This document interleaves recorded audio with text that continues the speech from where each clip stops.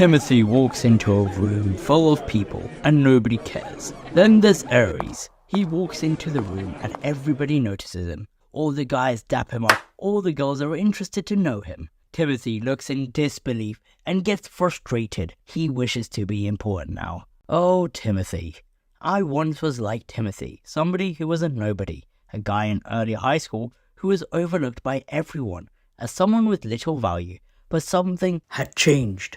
I had started reading biographies of influential figures of the past. I read many books. And here's the thing, I found out most of the prominent figures throughout history and current day had 3 key principles that they all share. Principle number 1, high value provided to the world. I looked throughout history and one thing I realized, all people who have been important during their time alive in their respective fields all provided value. The man who inspired this train of thought for me was Marcus Aurelius. Many now know him as the founding father of Stoicism, but the reason he was important back then wasn't because of the genius philosophies that he produced. No, but it was because of the value he provided on the battlefield, as that was even more valued at his turbulent time as emperor.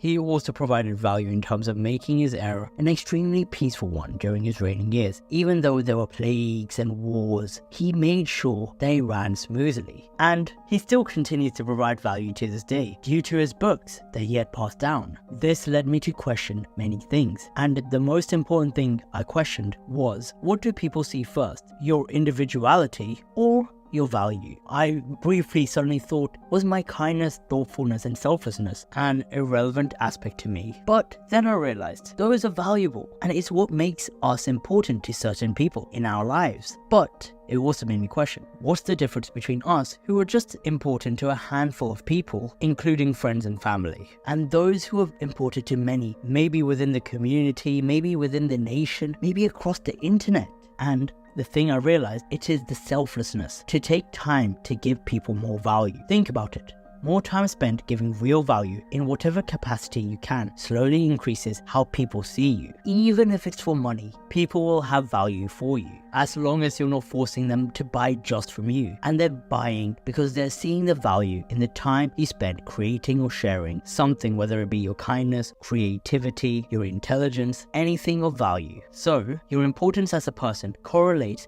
with the amount of time you spend selflessly giving value out to the world. You can foster importance in communities over the internet. Anybody who perceives what you do and your selfless actions as valuable will give more importance to you. Principle number 2, the ability to communicate your mind. Winston Churchill is regarded as one of the most important people during the 20th century because he was pivotal in taking down Nazi Germany. However, that may have never happened if this man kept his ideas in his head and was unable to communicate it, therefore unable to execute it. Here's a thing I noted a while back. Your ability to communicate your thought is how you represent your ideas to the world.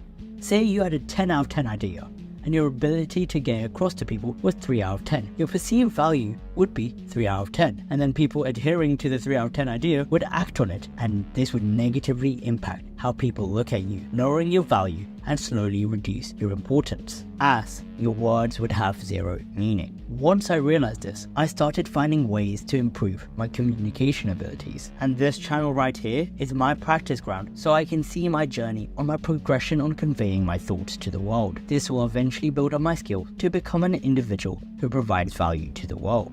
The reason I think this is the best way for me is because I get critical feedback on the way I speak and how I convey my messages with likes and dislikes and subscribers and stuff like that, teaching me a way to communicate to a wider community. Now, I'm not saying for all of you guys to go out there and start a YouTube channel, because even I didn't do that in the beginning because it didn't really interest me. So I'd been practicing the art of networking in a new environment. I am in uni currently, and this is the ground where people clash in opinion, and these clashes can lead to communicating your ideas to build up relationships as well with people from the opposing view. So all you need to do is just find yourself in a space where you can practice communication of your own ideas. Once you can communicate your grand ideas, you will be able to become important. Your importance will have no limit. It's as far as you take it. The third and final principle, social proof.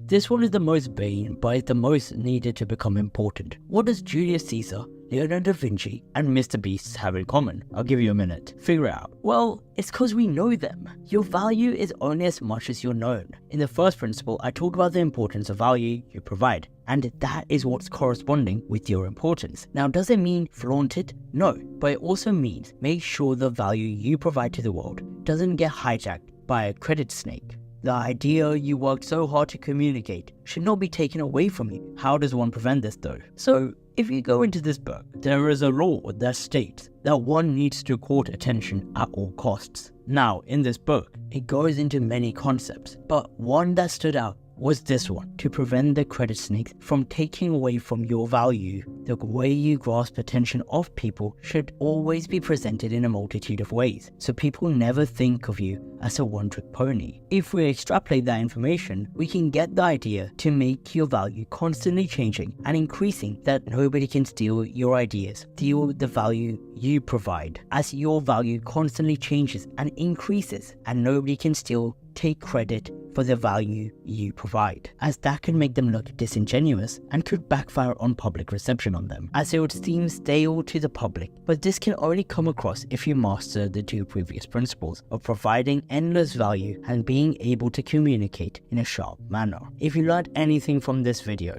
you may like some others on my channel, go ahead, give it a watch.